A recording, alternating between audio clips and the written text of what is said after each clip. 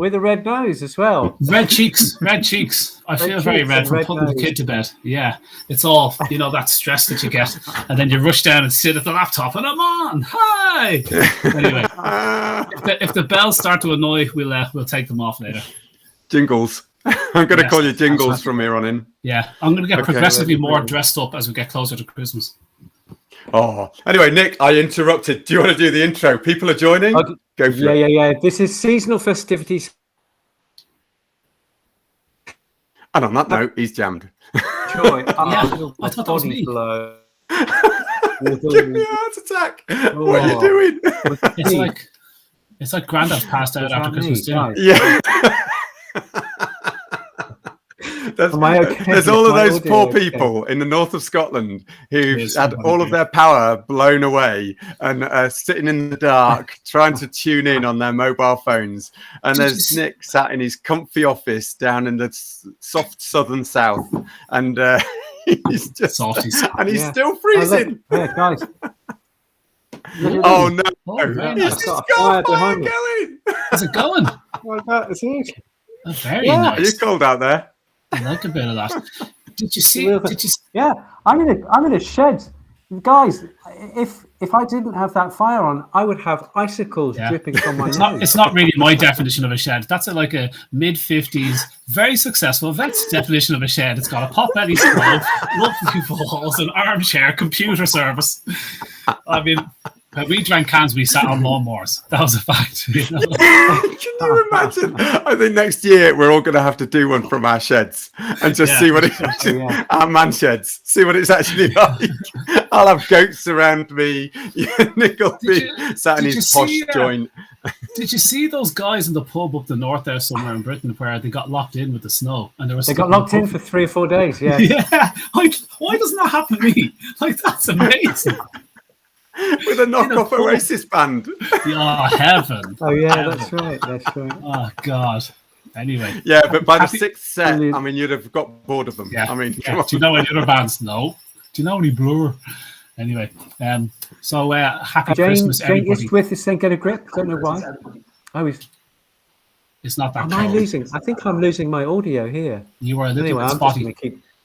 I'm going to carry on. I'm just going to carry on. Rach Mac, it is that cold. Seriously, I would be frozen if I didn't have the fire on. Anyway, it's my shed. Yeah. So if I want the fire, I'm having the fire. Bloody well put it on. It's absolutely. My shed and I'll do what I want to. Yeah. It's my shed and I'll do what I want to. Rach Mac, so there you go. You can put that in your pipe and smoke it. I got a great share from you, Nick, this week. That share you gave me on the Virome by Zach Bush. And I want to tell us a little bit about that, because what I was going to do is I was going to share all the good stuff that I've come across this year, so that if people haven't heard it before, they can get into it over the Christmas holidays, because I suspect the Christmas holidays is going to be quite a long and drawn out affair. And we were supposed to have a holiday booked for 2 weeks, and I really don't think it's going to happen because of Omicron. Yes. And so what we're trying to do today, guys, is to look on the bright side, be positive, and look at all the good stuff that's happened and all the good stuff that's going to happen next year, and how we can really get on top of things. That's my thought. So, almost you're going to go into a Monty Python script then. Anyway. I think it's a good plan though. We do need a bit more crack these days. It's getting a bit glum. So I am more than happy to have a bit of fun tonight. And if we can keep it dog related, I think it's great. But it doesn't sound like we're going to be completely dog related because I wasn't really planning. I googled how to make a Christmas cake for a dog. But yeah, the Virome thing. Okay. Just by the way, this guy Zach Bush, I came across him at the weekend. I went for dinner with two vets and all our better halves, and we drank a lot too much wine, and we were talking about philosophy, and we were talking about health, and we were talking about viruses, as you can imagine, and this guy, Zach Bush, came up. And so I trust the lovely guy, Howard, who I was talking to. And so I looked at it. It was the Virome one. And just within 5 minutes of watching this, I thought this guy has more brain power than the three of us put together, which is not difficult. But literally, the three of us put together and multiplied by 2 is about his IQ on a bad day. It was so well delivered, wasn't it? So It was I shared it. I shared this thing about viruses and things with Conor. Conor, do you want to give us a little? This is him. This is the great this man. Is what, Zach Bush. Zach Bush. That's what left off the page for me. I actually shared it from my Facebook page there this morning, even though, yes, that which shall not be mentioned or debated live in public was mentioned in it, the big C. But so that kind of killed its growth. So Facebook didn't actually show the post to anybody for 30 minutes. And the guy was just simply talking about the virome. And even when he said the word, like I did virology for a year in college. And so that would have been 20 lectures. It would have been a number of practicals.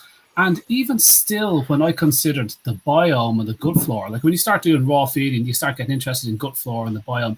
And I still lumped in bacteria. Omicron B is no crimbo. Yeah, that's a fact. That's good. I like that. That is depressing. Why is the ivy over my face all of a sudden? I can't see. I can't see. Oh, there I am.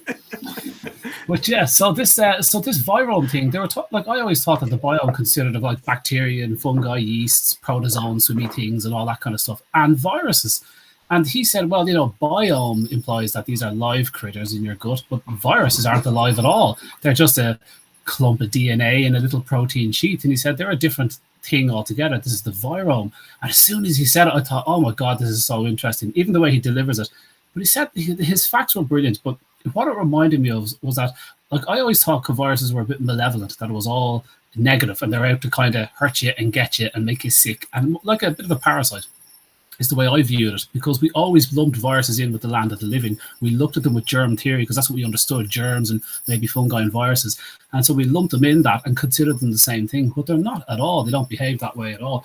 So he started saying that, he started implying that the viruses are kind of, they're not benign. They're actually there to try and help. They're there to try and update us. I couldn't help but think it was like a computer getting an update. And it's a good thing, but it takes a little bit of RAM from the computer. And if you have an old computer, or if you have no spare RAM because you've got an autoimmune disease, then suddenly it becomes more difficult to take this update and you can have these issues. So when I started thinking about an update, that's exactly what these viruses are trying to do. They're trying to update your DNA. They're trying to make you slightly fitter. You're trying to fit into this new environment. And they're delivering this message. And as soon as I started thinking about that, he started explaining we've got 20,000 genes. More than half of them are the result of viral inserts. We wouldn't have a placenta if it wasn't for a rotavirus insert getting into us. We wouldn't have stem cells if it wasn't for an RNA virus insert. And it's like, what? So all these amazing leaps we've had have been as a result of these viral updates. I highly recommend, guys, despite Facebook killing the growth of that video, please check it out on my Facebook on this morning, or if Nick has shared it. It's 30 minutes of just the best viewing where you go. Yeah, it's so interesting. And it's like, why are we getting this information online? Or the radio or the TV? It's like, it's just fascinating. Now I know it's not actually a threat. It's it can be a little bit scary for some, but I'm treading dangerous water here. Anyway, I loved it. I absolutely loved it. Did you watch it, Bren? I did. Some really interesting points within it. I think definition of life. Okay, we have to maybe concern whether viruses are alive or not, because obviously depends how you define life. I guess anything that wants to replicate itself, you could say is alive. Whether it's conscious, whether it's sentient is a different matter. Being alive versus being sentient, there's a difference there. I think the other aspects of, I am sure that there were plenty of viral inserts which went horribly wrong and ended up not progressing. And evolution is testament to the fact that where those viral inserts helped, that's when we say, oh, that was brilliant. But actually, there's probably, for every one that helped, I wonder if there's 20,000, 100,000, 200,000, 2 million that actually weren't so good. Yeah, he addressed that. He said there's like 10 to the 30 viruses in the air, 10 to 31, 10 to the 31 viruses in the soil and the water. You are just inhaling savage amounts of viral particles all the time. The body doesn't take in things that it didn't think was going to help you out. No, we actually do need this little message here. But when they take it in, but this is what I got from it anyway. So anyway, it was all good news in my head because I needed it. So I just latched onto that. What about you, Nick? What did you take from it? Yeah. Well, I'll tell you what, I got onto it early on Sunday when I told you guys about it. And then I absolutely binge watched about 6 of his things. Cool.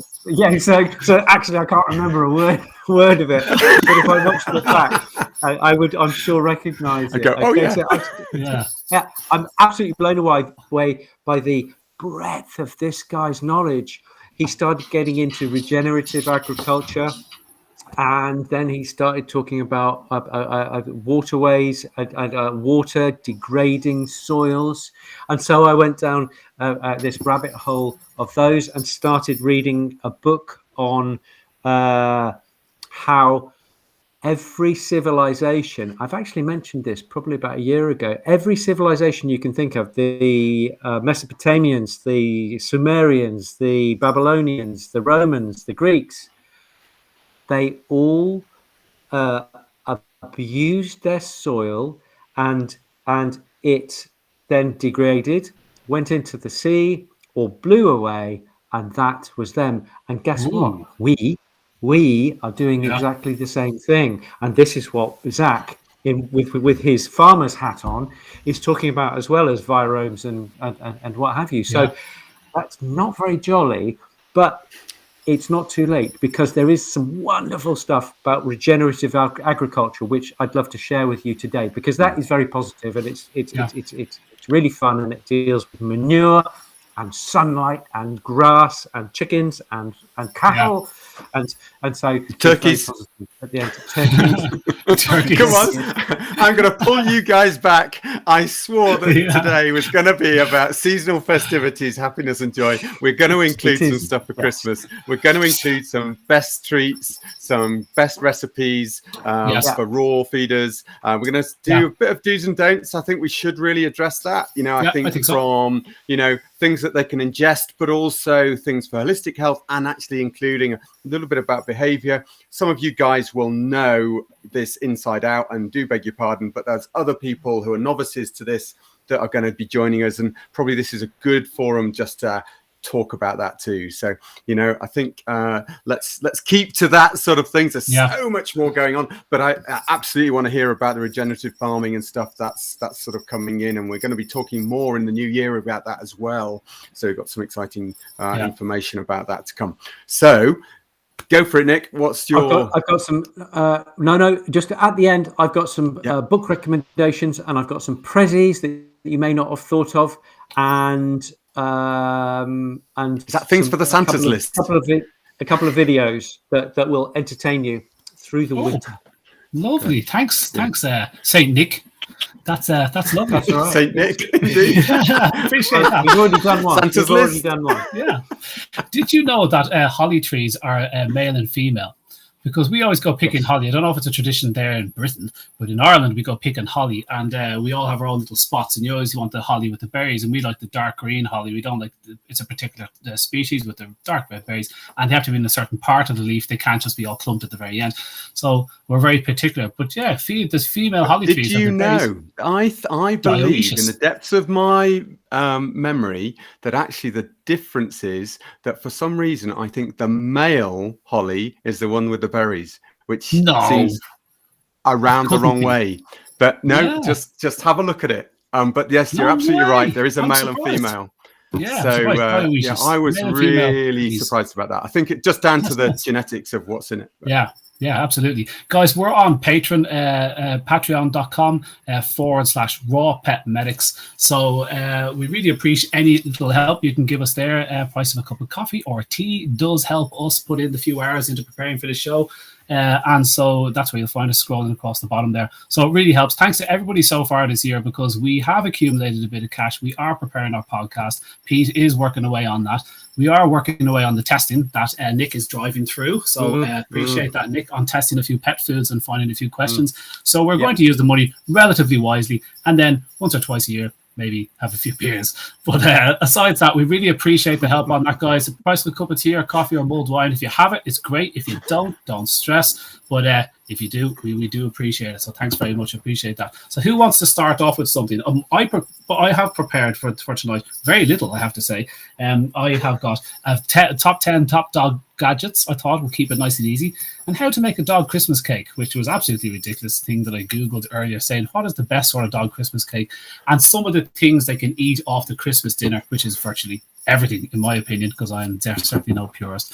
But Nick, did you want to start off, because you were kind of itching to tell us your favorite bits from the year and what people can maybe get tuck into over Christmas? Cool. Yes. Let me grab I've done a cheat sheet here, which I used. So I'd love to take you through 3 books that I found absolutely mind-changing this year, and I'm just going to give you a little taster of them. If you've listened to a lot of our RPMs, you may have heard them before, but I'm going to re-emphasize, because these will be really mind-stretching for this Christmas holidays, if that's your cup of tea. If you haven't discovered Audible, you know, the where they do audio books, that's one of my recommendations for a Christmas present for yourself, because then you can listen to books while you're out walking the dogs, or you know, running, or doing whatever sports you may do. But these are 3 books that really changed my mind. And so the first one is called Metabolical. I've put them all on Patreon, by the way, so you don't need to take notes. So everyone in Patreon, have a look there. It's a big long list with the references and what have you. Okay, the first one's Robert Lustig, Dr. Robert Lustig, Metabolical. And he starts the book with, did you know that 62% of food in our supermarkets is not only processed, but ultra processed? This is for people, because I always say that if you think of this is what they're doing to us humans, what on earth will they be doing to our poor dogs?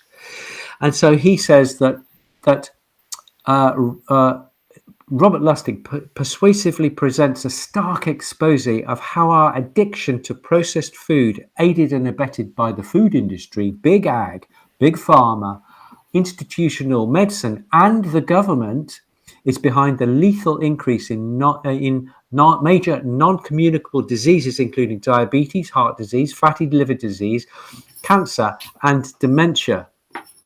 And he says that the solution on both the personal and societal level, he takes it out to the planet. And so there's a positive aspect to this.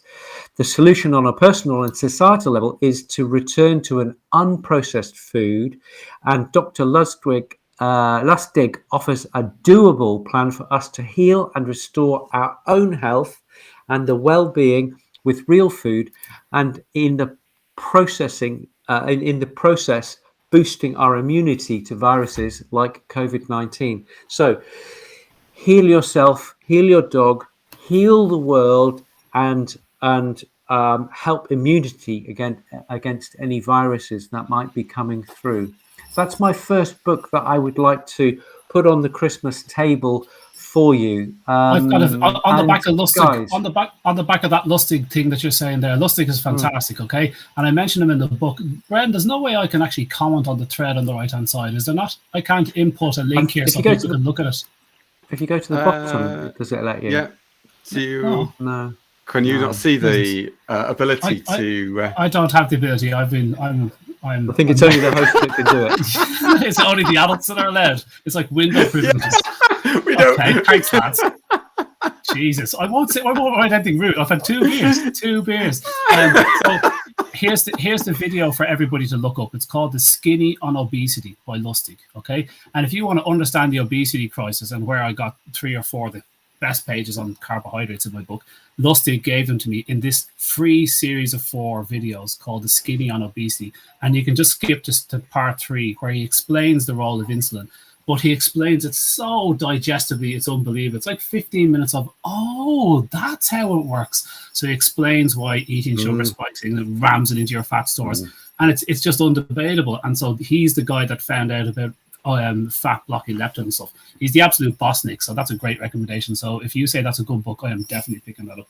I would jump into that. He's kind of, because he's reaching the end of his career, he can really have a go at all these institutions. So he has a go, Big Pharma, Big Ag, he has a go at a lot of prominent physicians in the States and food scientists in the States. So it's no hold barred. I did it. I had some long journeys during the summer, ferrying various things around, and I just could not put it down. It's just a roller coaster, and really good. And the guy who narrates it, because I did the audiobook, the guy who narrates it's really gritty and no nonsense. Yeah, sometimes the narrators don't work. Very memorable. Just to double check, is it this one, Conor? The Skinny and Obesity, that's it. Yeah, it's a 4-part. I think it's San Francisco U. So I think that's the one. Yes, yeah, fantastic. So that'll be well worth it. Yeah, what was the second book, Nick? Oh, you want it all? I don't want to hog the limelight. You can hog those 3. You've only got 3. Yeah. Okay, I've got 3 books. It's like, books. Like listening to Grandad tell a story at Christmas. Second book is called The Omnivore's Dilemma by Michael Pollan, and Michael Pollan is one of my favorite American authors. And he does his own book. He narrates his own audio books, and he's very, very eloquent without being pompous. Just lovely choice of words, and he tells a wonderful story, and a very clever chap. And he has done what he's done. I'm just going to pick out from the summary that I've got here in front of me. Here we go. So it's a story of 4 meals. Very, very simple. 4 meals. Number 1 is he follows a calf from a pasture in South Dakota all the way through a CAFO, a concentrated animal feeding operation, into the abattoir, and then into McDonald's. And he has a McDonald's meal with his family in a car, because most food is designed to be eaten on the move nowadays, shockingly. So that's the first meal. The second meal is he goes to Whole Foods, and he looks at how whole is actual whole foods. All these mass-produced organic foods, how organic actually are they? And there's some surprising conclusions that he brings to bear there.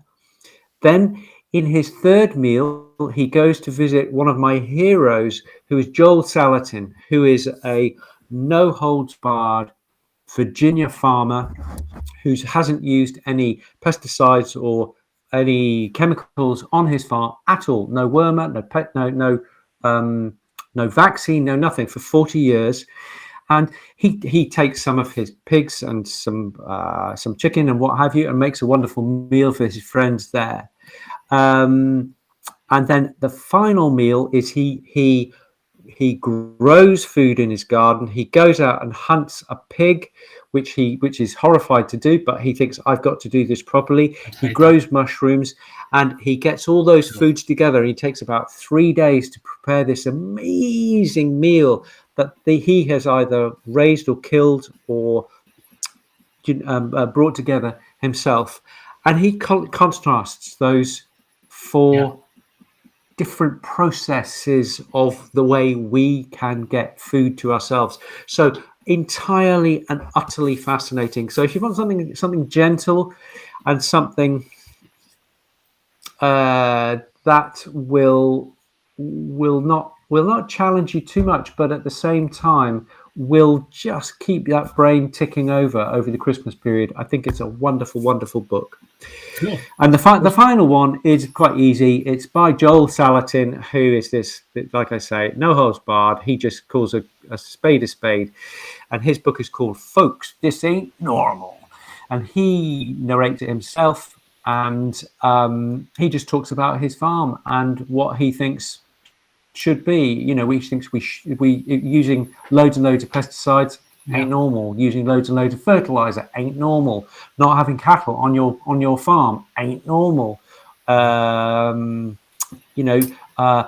He knows he sells directly to every person. Everybody who gets his food knows him. He's looked him in the eye, and he thinks that is normal. And I think the guy is just a wonderful. There is a hashtag on Instagram saying Joel Salatin for president, and I'd vote for him. So there you go. There's 3 books. I'm going to hand it over to you guys, because I'm sure you've got lots to say. Rachel Mack here was on point. She goes, "Oh no, not Conor's book. I'm mortified for you, Nick, that my book didn't appear in those top 3 groundbreaking books."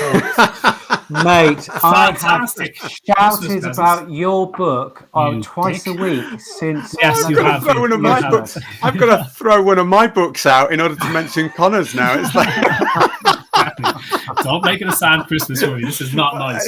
But so look, thanks for those recommendations. I have actually bought Omnivore's Dilemma on Audible. It's sitting there waiting, but I haven't got round to about half the books you've mentioned, because you guys are plowing through books this year, and this year I have just gone on a complete sabbatical of digesting books, and it's annoying me. But Deep Nutrition, I thought, would have been one of my top 3. I'm not going to go through my 3, but Deep Nutrition rocked me, because I've been vegetarian for so many years, and listening to what Shannon was putting down was just very changing for me, and it instantly helped me understand why my knee never fixed. So I was forced to stop playing football. I had 3 bad operations, and good operations on my knee, but it kept destroyed it. And I never gave it glucosamine, chondroitin, hyaluronic acid, collagen, all the stuff that we get from eating meat on the bone and stuff. And it's like, oh my God, all the stuff I keep talking to people about. I've said that before during the year, but that was a big change for me, because now that's changed how my family are eating and what I'm talking about. It got me into the regenerative farming that Nick had been talking about for a long time. And then I started listening to you, and I thought, ooh. And then suddenly when I saw how cows eating grass is actually a far better way of sequestering carbon than growing trees, which takes so long. And it's like, oh my God, mind blowing that they poop out the soil, essentially 50 pounds of poop out into the ground, carbon sequestered. I thought, oh my God, of course, that's where soil comes from. And it's like, anyway, look, those books, Nick, most of the stuff you recommended to me this year, and Bren definitely have kind of rocked me. I'm going to do something. I'm going to do something in the middle, Bren. I'm not sure what you've got planned. Go for it. I've just got simply 10. This is very ridiculous now, and this is coming from the guy with plastic antlers on his head. So and jingles. And jingles. I was looking for 10 of the best dog kind of presents that you can get this year, and the number 1 hottest thing last year was Dogopoly. So it's Monopoly, but all dog-related streets, dog-related icons, dog-related stuff. And it was brilliant. Go to the pound instead of go to jail. It was great. You could have a wee hired. Anyway, so Dogopoly was one of them.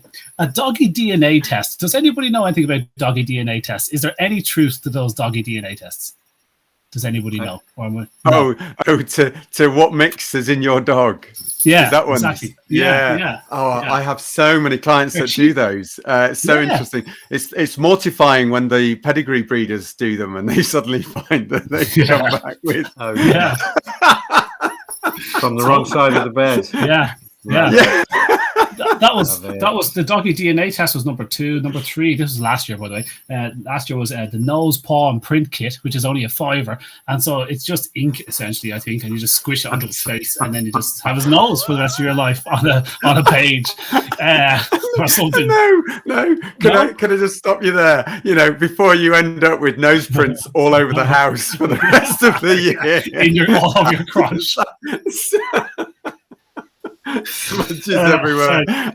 Don't do it in permanent ink, whatever you do. No, there are now these wonderful little molds that you get, which basically you can put their paw into it and it creates a mold, a 3D mold. Or indeed the nose print, but really detailed. So it even takes up the little creases and stuff.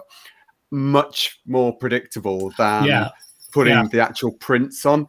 We struggled for years. We love to do paw prints for people, for puppies, for people who want to remember their dogs, things like that, and struggling to try and get the ink around the hair and everything else that's on their paws. But these came along and they're actually great. So if you just look out for these actual paw molds, you just stick their foot in, and it's not even clay. It's much more, it's dry and it's much more malleable around the toes. How nice are you guys? How nice are you, Brian, your clinic, that, considering the amount of putting to sleep that you have to do with these pets, and the sheer trauma that will be dealing with that client. I was absolutely, I don't want to get into this on Christmas time, but Jesus, the last dog, particularly Meg, of all dogs, I was an absolute mess. I couldn't get into the clinic.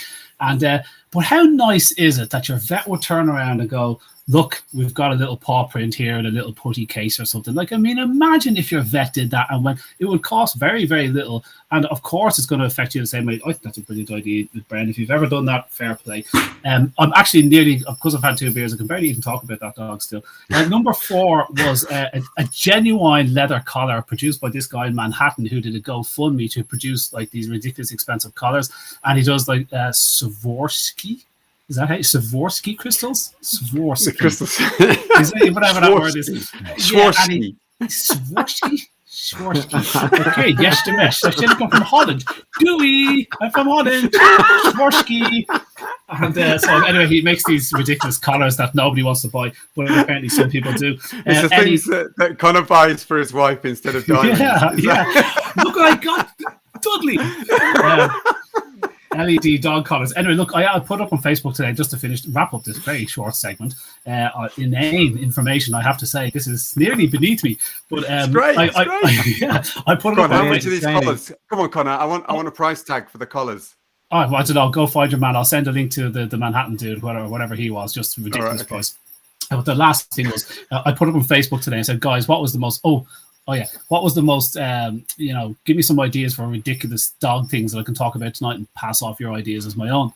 And somebody came up with this gem of an idea where you can buy a box where it looks like that's what you got for your birthday present, but you've actually put something else inside it. So you can watch how disappointed they are when they open the box. And I thought that is a brilliant idea. So this girl had bought a dog jumper serving platter. So there was a picture of a pug with this jumper on and a cake platter on his back. And he had all these like sandwiches and things. So when the guests come along, your dog can bring them food. And it was just so ridiculous. So she had bought this serving platter for this girl's dog's back. And I thought for €5, that was anyway, money well spent. Anyway, of all presents I despise, I just want to come out with traps here. Do you know what I absolutely hate? Those automated treat dispensers. So when you're in work, you can pop out a bit of kibble from this little machine that walks around the house, as if that is going to do it for your dog. I just think that really annoyed me. There's various different types of those available now, bones that move around the ground and all this crap. But anyway, I just wanted to have a little rage about those because they just please, can we make a concerted effort between us all not to buy some inane plastic trash? Get dumped after 2 days. Nyla bones are included. Okay. Yeah. Crappy squeaky toys and socks. Look at the socks come with these disgusting green and red treats. Well, everyone on here knows they're crap, but those squeaky toys are like soft plastic. You know what I mean? I chew through one of those toys, let alone a moderate chewer.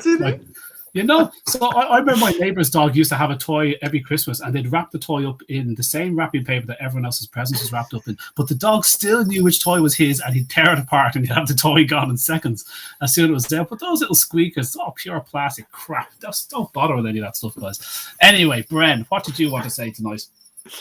Well, other than don't forget, the big don't for me is going to be, please we'll avoid those, reconstituted, rawhide bones, which have all sorts of horrible chemicals added to them. Not necessary. All of the ones that are restitched to look like little slippers and stuff like that.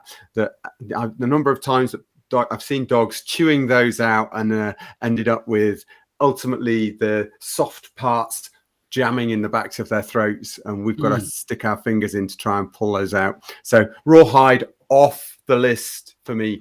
Some greats. Come on, guys. There are some little tips here. If you want to create some homemade great treats for your dog, take some raw meats, whatever you like, liver, strips of turkey, strips of beef, strips of venison, goose, whatever you like. Stick it on a cake airing tray, the one that you cool your cakes down on. Strip them out on that. Stick it in your oven at 50 degrees with the front of the oven just tilted open. Leave them to dry carefully, and they will just dry over the next 1 to 2 hours. You've got perfect homemade treats, better than you can buy from a shop. okay, done at home. I think that's a big do that you guys can do at home yourselves. They're readily available, I know, by certain other treat companies. But if you want to know what's absolutely in that product, you can do it yourself. There are dehydrators available, so you want to ask for something on your Santa list. That's a good idea. I think a dehydrator from any other good online store. I'm not going to say the big A Keep word. It local. Keep it local. And so that's a good one. And I think don't forget, do not waste that turkey carcass. Okay, you can make a bone broth out of it. Please don't waste the turkey carcass. Never mind saving stuff for endless curries and soups and all of the other stuff to try and feed the family with for 2 weeks afterwards. Why don't you boil it down, make a brilliant broth for your dog? Okay? Definitely. Or cat. Yeah. Brilliant. And both of those things you can make for your dogs or cats. Okay. And lastly, I would say, please treasure the environment for your pets. We love to see family around. We love to have people around us at this time of year. It can be so disturbing for our pets that don't understand that process and all of the Christmas poppers and bangers and, us getting drunk and falling over them and, various other things. And after 2 beers, you can see how drunk Conor gets.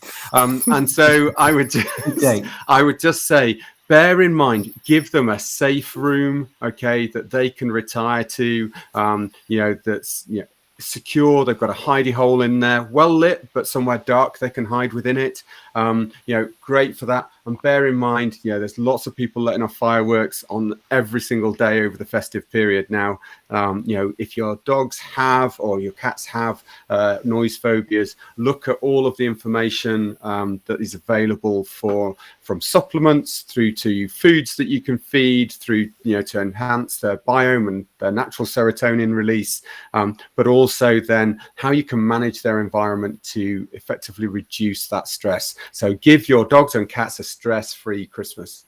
I like it, Brent. That's what I would Brilliant. like to Brent, Gina says, can you post a recipe for the bone broth, please?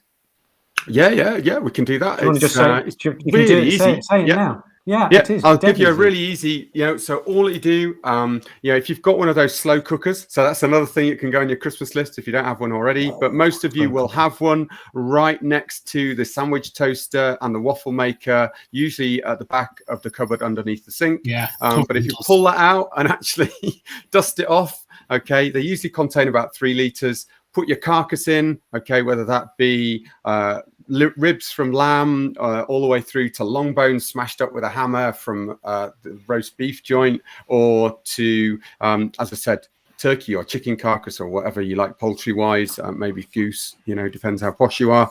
And then literally cover that with water, let it simmer for the 8 to 12 hours. I personally add apple cider vinegar at about 200 to 300 mils per 3 liters at the beginning of the cook, and then let it simmer through, and I will add the same at the end of the cook, okay, just to effectively help add some pectins from the apples that are within there in the sediment that's in the mother, as you do. So that's a good prebiotic that adds to the extra sinews. Now, remember, when you come to the end of the cook, and if you've added garlic or ginger or peppercorns, they've all got great anti-inflammatory properties, great gut settling properties in those, then you can just sieve out the big bones that sort of effectively are left, the big chunks.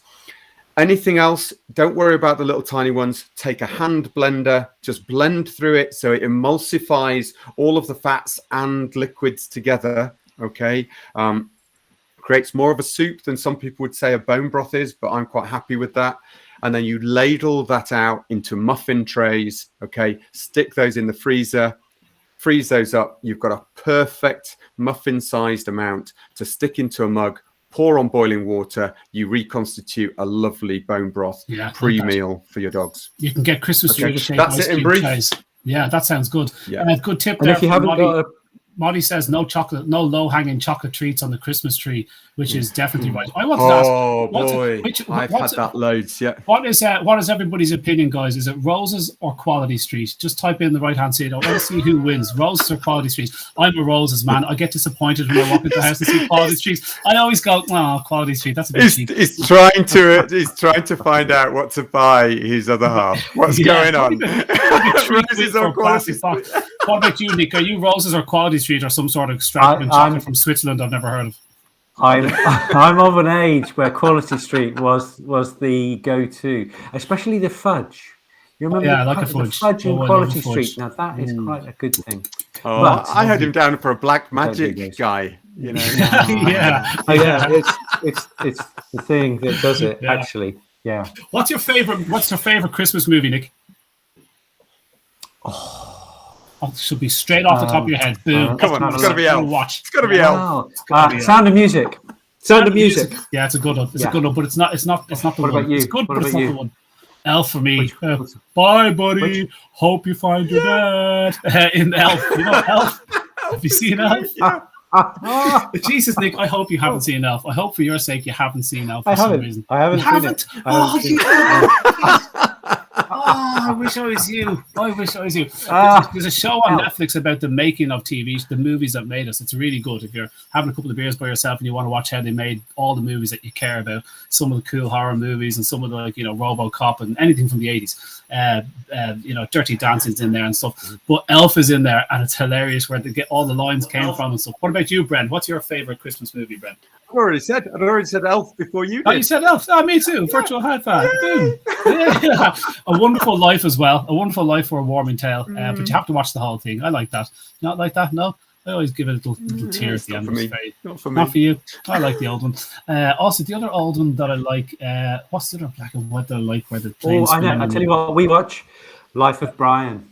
Oh, Life of Brian. Quality. Can't beat it. Brian. Love it. Yeah. Or Holy Grail. Yeah, I love it.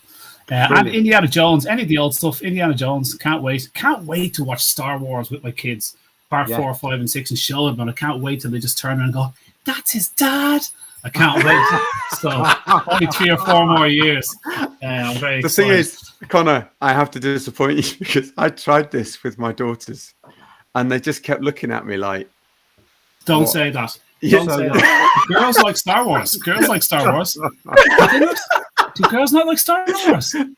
No, not until it gets into the latter ones where the female role models actually start coming up and they start to actually watch it then. But the early ones, they're just like, Oh, God, I don't believe it. I was so disappointed. I was. Oh, my God. I'll watch it by myself. Conor, come over when we're doing a first showing for Arthur. He's still saying, "Oh, I think it's a bit scary," and he's probably right. Yeah. But on the first showing, we will invite you, and you could come and enjoy, and with the boys. And Bren, you're very welcome to come as well. And just 8 hours. Send everybody else out and just say, "Son, there's something you need to watch. It's 8 hours," and you sit there and try not to fall asleep halfway through. As the hell fella. This is how you watch. Don't say it like that, Conor. Don't say it like that because that's. That's great. Anyway, so guys, what are we doing next week as we get progressive? Well, no, we you haven't even talked about. Come on, guys, we should be doing the warnings out there for all of those people that haven't necessarily seen, what we should be avoiding. So some big ones out there, especially for the cat owners. Please watch out for the tinsel. Cigars. Tinsel. Tinsel. Why? Do cats eat tinsel? They end up playing with it, and before you know it, they start ingesting, and it becomes a long, linear foreign body nightmare to get out. No way. Cats, absolutely nightmare. So I would say my big one that lots of people won't know about is tinsel. There's the obvious ones like chocolates, like cake, with raisins, plum pudding, Christmas cake. Yeah, all of those. I won't even talk about the Christmas that we took out a 12-inch carving knife from a Staffordshire Bull Terrier that actually managed to get to the chopping board whilst they were sat down at the Christmas table and managed to swallow it with meat on. Down, effectively handle first. Okay, obviously that's the only thing that saved its life. But trying to take that out of the stomach blade upwards without cutting. With drunk. Was it Christmas time? I thought it was Christmas Day. It's not Christmas Day, no? Oh my God, man! We're not all in Ireland. Anyway, that was no way. Was that Christmas time? I can't believe a dog can need a knife. I can't believe a dog can need a knife. Yeah, well, it had meat on the end, but yeah, that was a nightmare. So other than those, so those are the really big ones. But and we've talked about obviously stuffing, because it's usually got onions in, things like that. Okay, not that any of you guys are purposely going to be giving them all of the carbs with the breadcrumbs and stuff like that in the stuffing, but just remember they've all got onions in, most of them, whatever they're made with, even the meat ones. So just be careful.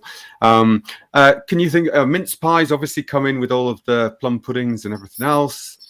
Although my mother used to swear blind by giving her old dog a mince pie at Christmas, and I used to just hold my hands, my head in my hands, and just think, what on Sasha earth? very, very wisely, he says lilies. Do some people have lilies at Christmas? We don't, but perhaps that's the thing for some people. So lilies, especially if you've got cats in the house, the stamens and the pollen are really toxic. Oh, cool. Yeah, I thought lilies were like was that not a funeral flower lily? Is it not? No? Yeah, they put them in just about every bouquet these days. Yeah. I just want to say the first person to spell frankincense in the comment section gets something free from my shop. Frankincense. You can spell frankincense. There you go. Gets a free teeth clean for their dog. Come on, guys. Free teeth clean. Spell it correctly. Teeth clean. There you go. And Nick, you're going to do one with something off the back of your shelf as well. Okay, right. Yes, we'll do. Sasha has also said the little silica packets that you get to keep toys and things dry. Okay, yeah. Well done, Heather Payne. There you go. Heather Payne, can you direct messages so that we can get your details, and we'll make sure that Conor sticks to his. Yeah. Sorry, guys, I can't give them all the frankincense. You just copied the first one and copy and paste. And I'm gonna give this bottle of Dermadog Itchy shampoo, which smells amazing. It's what we use for us and for the kids, okay? Because we've got a lot of it hanging about, apart from me washing my hair. Yeah. And the question will be, how do you, as in Pekingese dog, how do you spell Pekingese? I would get that wrong. I was going to check into Google. I was actually asked that in my surgery. There's loads of people arguing the fact that actually, Conor, they're saying that there should be a K in there, not a C. A K. There should be a K there, not a C.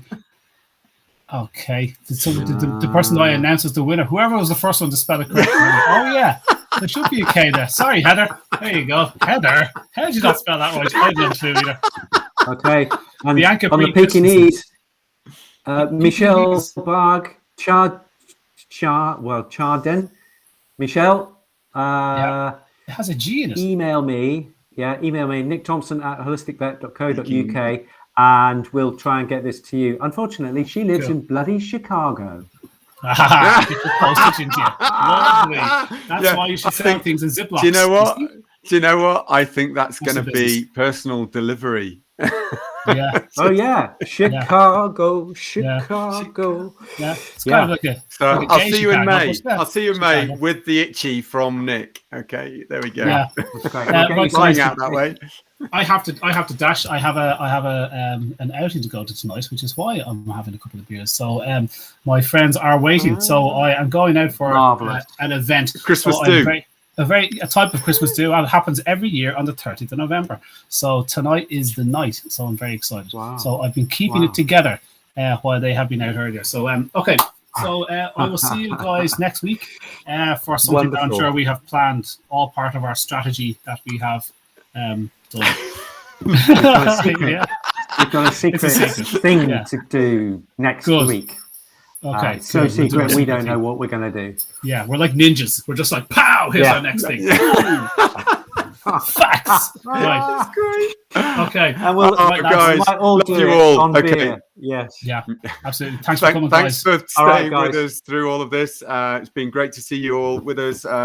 good luck to all of those that are waiting for their power to come back on, and hope you're all warmed up soon. See you next week. See you guys.